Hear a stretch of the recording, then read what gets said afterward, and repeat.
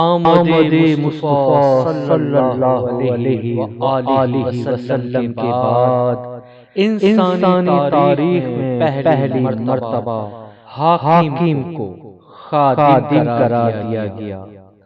انسانیت نے پہلی مرتبہ یہ عملی مظاہرہ دیکھا کہ عوام بادشاہ کی ملکیت نہیں ہے۔ انسانی تہذیب میں پہلی مرتبہ یہ جانا کہ عوام حاکم کا احتساب کرتے ہیں۔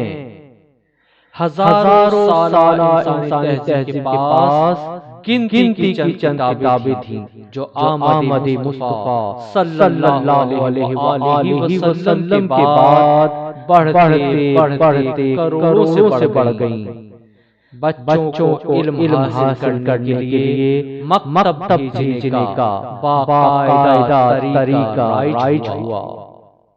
مدرسے اور جامعات قائم ہوئے جنہیں آج کل اسکول، کالج، یونیورسٹی کہا جاتا ہے۔